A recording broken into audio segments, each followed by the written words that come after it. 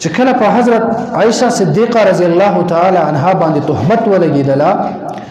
نو دې کې بعض مؤمنان او مسلمانانو هغه هم په دغه غلطي کې مبتلا شولا او هغه هم دا قول وکړه چې نعوذ بالله د حضرت عائشہ صدیقه رضی الله تعالی عنها نه دا ګناه شوی ده. نو الله رب العزت فرمایي چې کله هم تاسو داسې خبره واوریدل نو تاسو په دې باندې اقرار ولې ورکو. اولنې خبره خدا چې کله تاسو دا خبره واوریدل چې ګمان کړو د مؤمنانو یعنی د یو مسلمان په باره کې تا یو بد خبره واوریدله او تا د هغه اقرار ولې وکړله. تا ته خدا پکارو چې تا مسلمانانو چې کله د عائشہ صدیقه رضی الله تعالی عنها په باره کې تاسو دا خبره واوریدل تاسو ته دا پکارو چې تاسو به ویلو چې سبحان الله دا خو لوی بهتان دی دا دروغ دی. باید چې دروغ په ځای باندې تاسو ویل چې او داسې واقعیا شوې ده. بیا الله رب العزت فرمایي چې دغه منافقینو دوی چې کله په حضرت عائشہ صدیقه رضی الله تعالی عنها باندې تهمت ولګول د تهمت لګولو نه پس دوی څلور گواهان ولې پیش نکړله چې یو زنانه باندې تا تهمت پیش کوي چې په بل مسلمان باندې کله تهمت پیش لګوي نو لازمی خبره چې څلور گواهان به ته پیش کوي. نو الله رب العزت فرمایي چې دوی څلور گواهان ولې پیش نکړله او یقیني خبره ده چې دوی دغه گواهان پیش نکړله نو هم دغه خلک د الله رب العزت په نسبت باندې دروغجن دي چې دوی الزام لګولي تهمت لګولي د تهمت لګولو نه پس دوی گواهان پیش نکړله نو یقیني خبر ده چې دوی دروغجن دي دغه خلک. او بیا الله رب العزت فرمایي دغه ته یو مسله مونږ ته دا واضحه شوله دغه آیت نه چې کله هم په یو مسلمان باندې تهمت ولګي کله هم د یو مسلمان باندې الزام ولګي تر هغه پورې به د هغه الزام باندې ته اقرار نه کوي یقین نه کوي چې څلور گواهان شرعي پیش شوی نه وي. دنیا کې چې هر مسله وي یو کس راشي درته خبره وکي چې دا کار داسې شوی دی یا فلان کی کس دغه تغلا کړی دا فلان کی کس دغه شراب اسکلې دی فلان کی کس دغه دا ګناه وکړه نو وستر هغه پوری به دا خبر نه مني که هغه ستا پلار ولې نه وي که ستا رور ولې نه وي که ستا استاد ولې نه وي تر هغه پوری به هغه په خبرو باندې ته یقین نه کوي تر څو چې هغه څلور گواهان پیش کړي نه وي تر څو چې څلور گواهان پیش کړي نه وي بیا د مسلمان لپاره دا جایز نه دي چې په هغه خبر باندې ته اقرار وکړي. او بیا الله رب العزت فرمایي چې کچره د الله رب العزت احسان او فضل او کرم پتا سو باندې نوي شوي د الله رب العزت مهرباني او رحمت پتا سو باندې نوي شوي د الله پاک ډیر زیات تاسو ته برسیدل او د الله رب العزت ډیر زیات لوی عذاب یعنی الله رب العزت صحابه کرامو ته فرمایي چې اے صحابه کرامو تاسو د الله رب العزت په دربار کې توبه استغفار وکړه الله رب العزت تاسو ته معافي وکړه او کوم کس چې تهمت لګولو عبد الله ابن ابي هغه ته الله رب العزت ډیر زیات لوی سزا به ورکړي. او څوک هم دغه ته بل مسله هم متواضحه کیږي چې کله هم یو انسان په ناپوهي کې یا قصدن عمدن یو انسان یو ګناه وکي د الله رب العزت نافرمانی وکي او رست دي ته پته ولګي چې مانه دغه ګناه شوی دا او دوی بیا توبه وباسي د الله په دربار کې استغفار وکي الله رب العزت دغه ګناه ورته معاف کوي. پیغمبر علیه الصلاۃ والسلام فرمایي التائب من الذنب كمن لا ذنب له چې یو انسان یو ګناه وکي او پس د دې ګناه نه دی توبه وباسي او چې کله دی توبه وباسي گویا د داسې شو چې دا ګناه ورکړی نه ده. یعنی یو انسان ګناه وکي پس د ګناه نه چې دی سچا توبه وباسي گویا چې دی څنګه د مور د خېټې نه پیدا شي او څنګه پاک او صاف وي د ګناه نه بچوي دی ګناه نه وي کړی هم دارنګ یو انسان ګناه وکي او بیا د الله په دربار کې توبه وباسي گویا چې دی دا ګناه نه ده کړی الله ورته معافي کوي. لیکن زمونږ مسلمانانو کې مرض سوي موږ ګناه هم وکړو او بیا په هغه ګناه باندې فخر هم کوو. د مسلمانانو غلطي سوي زمونږ صحابه کرامو کله چې موږ تاریخ وګورو صحابه کرامو هغه چې کله هم یو معاملې او غلطي هم وشوله نو صحابه کرامو به د الله رب العزت په دربار کې توبهګار بشول هغه به استغفار ویلا جړاګانې به کوله هغه به ټول شپه د الله په دربار کې جړل او منظور به کول لیکن چې کله یو مسلمان نه ګناه وشي نن سبا نو هغه ګناه باندې پښمانه کېدل خو ډېر زیات لري خبر چې مونږ هغه ګناه مونږ ته ګناه نه ښکاري نو دا ډېر زیات لوی د الله نافرماني وي چې کله مونږ یو ګناه کې مبتلا شو او یو ګناه مونږ کوو او بیا هغه ګناه ته مونږ ګناه هم نه وایو زمونږ معاشره کې ډېر داسې عملونه وي ډېر داسې ګناهونه دي چې هغه مونږ کوو او هغې ته مونږ ګناه هم نه وایو کله چې یو انسان یو ګناه وکړي او دې دغه ګناه ته ګناه ووایي دې ته که 1% عذاب ملاویږي او بل طرف ته یو انسان یو ګناه وکړي او دغه ګناه ته ګناه نه وایي دغه انسان ته ډبل ګناهونه ملاویږي او عذاب به دې ته ملاویږي او بیا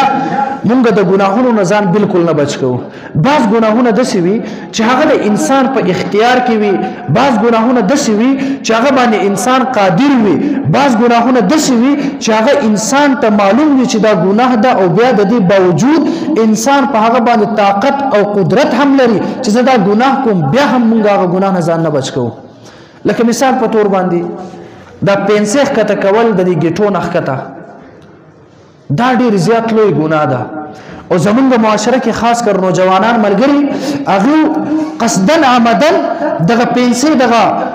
ګټین اخکته پرېږدي دا ډیر زیات لوی ګناه ده ما اسفل من الكعبين من الازار في النار پیغمبر علیه الصلاۃ والسلام فرمای چې د کوم یو انسان دغه پنسه دومره اخکته وي چې دغه ګټه پکې پټ وي دغه انسان دغه خپې د جهنم کې به وي لکه یو معمولی عمل دی لکه چې موږ سوچ وکړو چې دومره ورکوټ عمل چې دا پنسه دا پرتګل موږ اوچت کو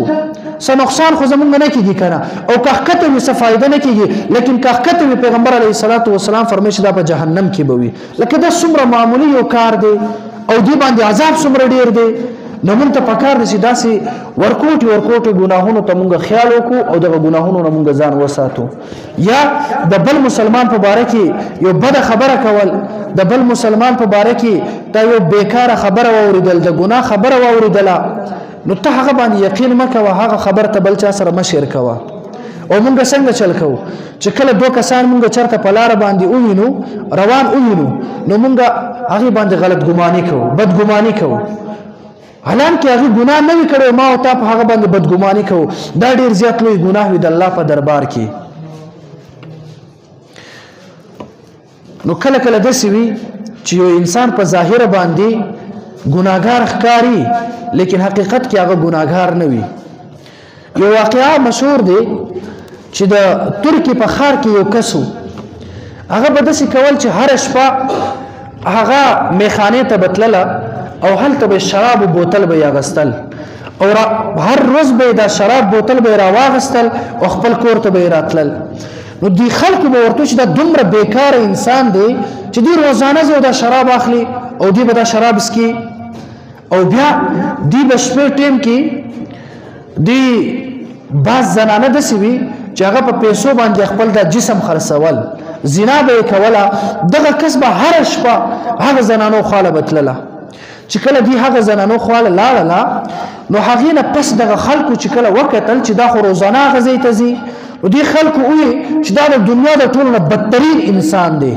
او د ټولو نه بیکار او ګناهګار انسان دی او دغه انسانانو نور مسلمانانو به دې نه نفرت او کرکه به یې کوله چې ګوره ماسخوتن ټیم وي دې ځي هلته ښځو خواله ځي او چې واپس راځي ځان سره شراب راوړي او دا خو ډېر بدترین انسان دی نو دغه سړي ښځه ورته وویل چې ای خاونه ستا دغه عمل په وجه باندې چې کله ته مړ شي دغه مسلمانان او دغه خلک به ستا جنازې ته نږدې کېږي به هم نه ته چې مړ پروت وي څوک به ستا جنازه به هم ونه کړي او دغه خاون ورته وایي چې دا هم یاد ولره چې کله زه مړ شم زما جنازه دغه دنیا د ټولو نه لوی علما کرام او دغه ملک بادشاه به زما جنازه کوي هغې ته خپل ځان معلومو خپل عمل نه هغه خبرو اگر که ظاهرتا هغه شراب اغستل او ښځو خواله به تلل یو روز دغه ترکي دغه بادشاه دی خپل دغه چهره بدله کړله او دغه چهره به بدله کړله او هغه ښار کې به ګرځېدل حالاتو ته به یې کتل چې څه قیصه ده مخکې بادشاهانو به داسې کول عمر رضی الله تعالی عنه هغه به هم دغه کوڅو کې به ګرځېدل چې چاته څه مشکلات یا پریشاني خو به نه وي او دغه بادشاه دغه شانتې ګرځېدل نو په لاره کې دوی ګوري چې یو انسان مړ پروت دی یو انسان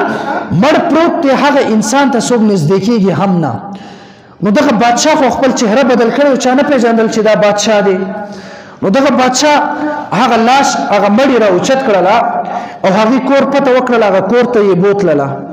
چې کله کور ته راغلله هغې ښځې ته وویل چې ستا خاوند داسې کوم یو عمل کول چې دا مسلمانان او دا انسانان دې نه نفرت کوي او د دې دغه دې مړ پروت دی او څوک ورته لاس نه نږدې کوي. ښځه ورته وایي زما دغه خاوند حقیقت کې خو ډېر زیات د الله رب العزت په نظر کې خو ډېر زیات نیکي کوله لیکن د خلکو په نظر کې زما دا خاوند دا ډېر زیات بدترین و. وایي ښه څنګه کیسه وه؟ دا ښځه ورته وایي چې زما خاوند روزانه به تلل هغه ښځو خواړه کوم ښځې سره چې خلک زنا کوي زما خاوند به لاړ هغې له به پیسې ورکړله او پیسې ورکولو نه پس هغه ښځو ته به ویل چې ځان پسې به دروازه بنده کړي چې څومره پیسې باندې ته خپل دغه جسم خرڅوي دا پیسې ما درله درکړله نن شپه باندې به ته چا سره زنا نه کوي او زه در سره زنا نه کوم د الله رضا دپاره مې درله دا پیسې درکړله. او بیا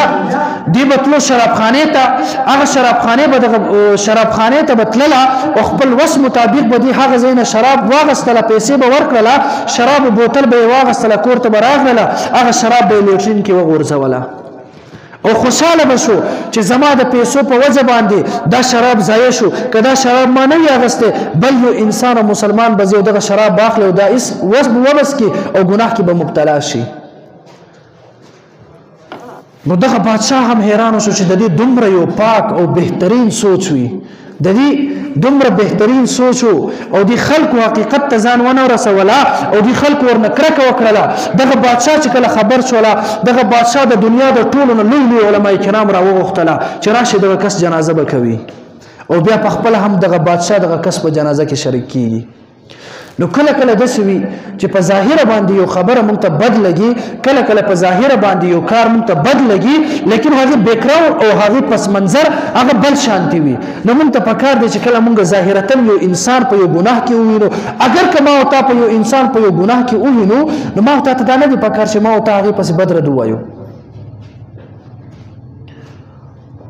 یو بل بزرګ هغې واقعا ډېر زیات مشهور دی مولا رومي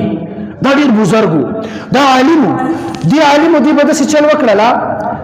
چې دی به رباب دا باجه نه وي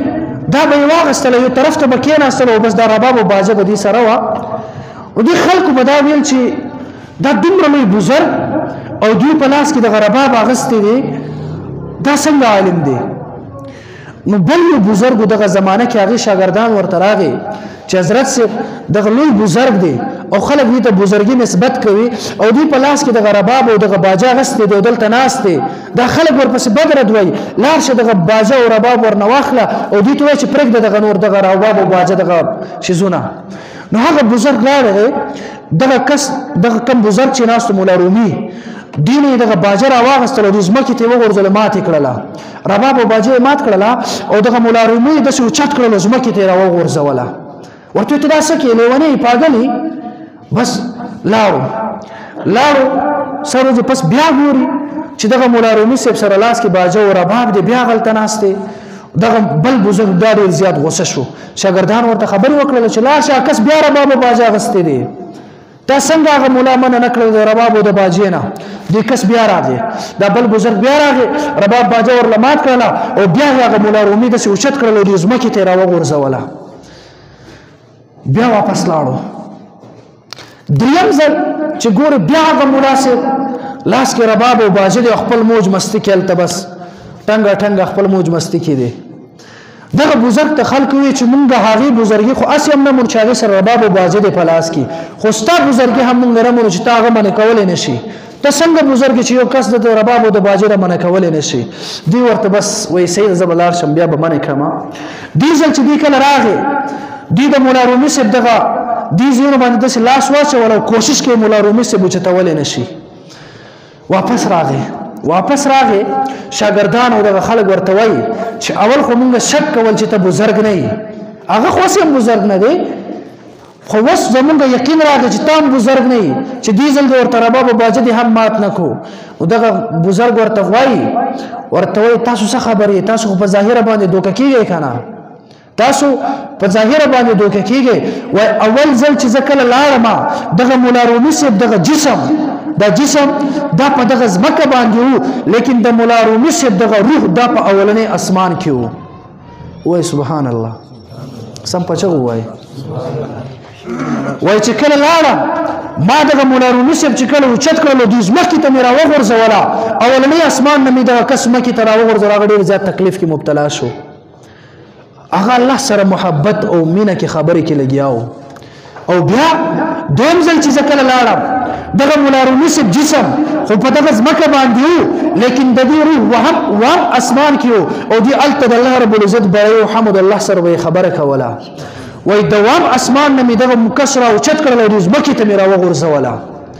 وای چې کله دریم ځل لاړم چې کله مې دغه مولا رومي صاحب داسې ونیول او دا مې چې کله اوچتوه غورځول مې فرشتې راته راغې ورته ما ته ویل چې ای بزرګه ستا کار نه دی اول چې ته راغې مولا رومي صاحب دې اولنی اسمان کې و دویم ځل اووم اسمان کې و اوس چې دریم ځل ته راغې دغه مولا رومي صاحب په عرش معلح کې د الله رب العزت مخې ته ناست دی او دغه شان الله رب العزت سره هم کلامي کوي ظاهرتاً په لاس کې رباب و ظاهرتاً هغې سره لاس کې باجه وه لیکن حقیقت کې په عرش معلح کې ناست وي او د الله رب العزت سره هم کلامي کوي محترمو نو د دې دواړه واقعه نچوړ او خلاصه او د دې سبق سره تعلق دا چې کله عائشه صدیقه رضی الله تعالی عنها او هغه صحابي راغله د کافرانو ګمان وکړل چې نعوذ بالله دې به ګناه کړی وي لیکن هغه ګناه نه وکړي او بیا هم دارنګي چې کله معاشره کې یو کس ظاهرتاً ګناهګار ښکاري بد ښکاري نو ته هغه باندې د ګناه ګمان مه کوه شاید چې هغه زما او ستانه د الله په دربار کې ډېر زیات مقبول او ډېر زیات نږدې د الله رب العزت سره تعلقدار وي د دې خبرې نچوړ چې تر څو پورې څلور ګواهان په یو کس په ګناه باندې